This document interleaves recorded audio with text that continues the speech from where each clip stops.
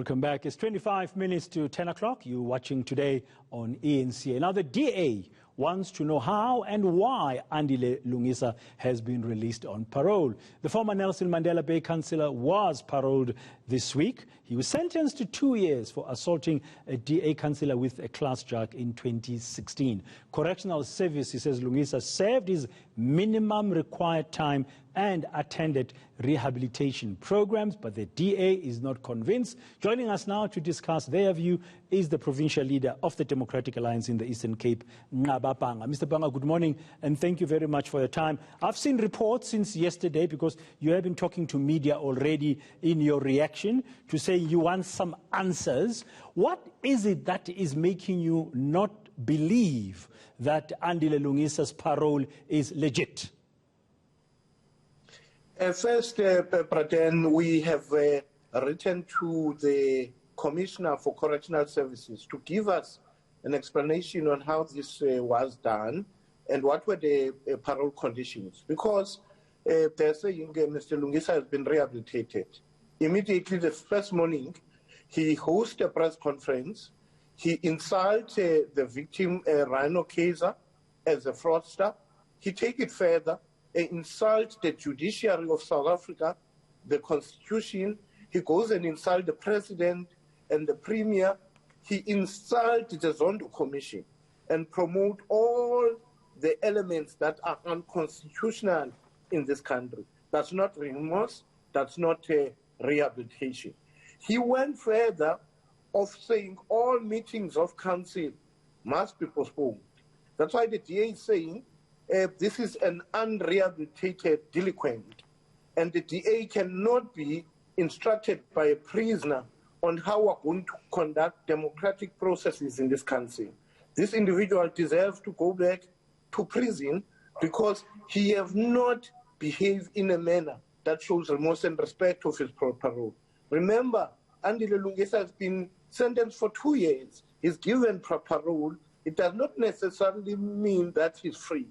Well, his behavior yesterday was appalling. It's unbelievable. It undermined each and every piece of legislation and the constitution and the judiciary of this country. Okay, now, short of seeing the parole conditions, I'm just trying to understand here. He was jailed for hitting Mr. Rhino Kaiser on the head. So he was jailed for assault. He was not jailed for political views, for being free to express his views. So when he comes out and he talks about his political beliefs and stuff like that, that's not related to the case for which he went to prison, for which now Correctional Services says he's rehabilitated. Why are you making an issue out of his political statements, which have got nothing to do with the act of assault for which he was jailed? Mr. Lungisa calls himself a Nelson Mandela of today, and Mr. Lungisa is no Nelson Mandela. He committed a crime. He assaulted Councillor Rhino Kaiser. Yeah, and you don't believe that he's rehabilitated from no longer acting violent, that he won't be violent again. Mr. Lungisa denies the fact that he committed a crime. He's saying the DA, the Premier, the judiciary collaborated and established a political case against him. He doesn't believe that this was a criminal act on his part where he assaulted a person. He thinks it's a political plot. For that particular reason, Mr. Lungisa have not shown remorse, have not accepted that he assaulted a councillor, he assaulted a South African. He believes that he's been ill-treated by the judiciary, the DA, the president, the premier, and all other institutions that promote fairness and democracy in this country. Is there anything an unrehabilitated individual? Besides your position that you feel that he's not rehabilitated, is there something else in the process that you have asked the Correctional Services Minister to clarify, to say exactly how was he rehabilitated? Yes, we've asked those processes. We asked them to provide us with the parole conditions for Mr. Lungisa.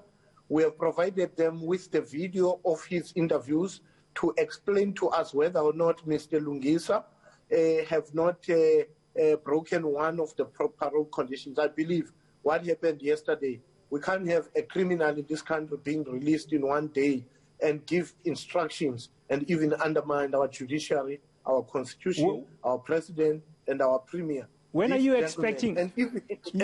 Even undermine the victim, and even intimidate the victim, and even throw slurs on the victim. That's not fairness. That's not justice. Mr. Rhino Kaiser is a victim here. We set up an interview with him. I wanted to talk to him today, and our producer was then told that you are the one who's talking on behalf of the party, because I wanted to find out, what does Mr. Rhino Kaiser himself think about what's happened? Because he's the man who suffered the assault. Mr. Rhino feels disappointed by Mr. Lungisa's conduct, in particular of attacking him. After he's been released, he thought that Mr. Lungisa would have shown a little bit of remorse. Council meetings are not for boxing. Council meetings are not for stabbing people. Council meetings are for dialogues. That's what Mr. Rano believes. And so, Mr. Lungisa, when are you expecting a response from the Correctional Services Department, and what will he do next?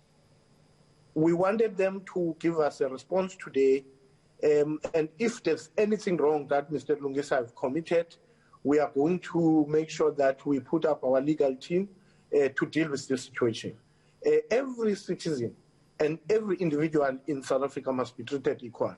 People cannot have benefits that seeks to promote them to undermine institutions of democracy in this country. In this case, we believe Mr. Lungisa's action, even after being released, were undermining the very same institutions that are supposed to protect all of us. So you suspect that Mr. Lungisa has been treated with favors here? That favors have been given to him? We believe so.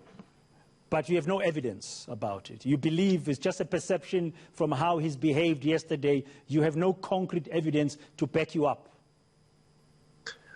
Where is remorse from a person who undermined the democracy before he went to prison and came out and undermined the very same judiciary that we're trying to promote and defend and make it independent, and said our judiciary is broken, our judiciary is biased, this individual is not rehabilitated, only just because of that. Because he, in terms of the conditions of rehabilitation, he should have accepted responsibility of the faults and the things he have done.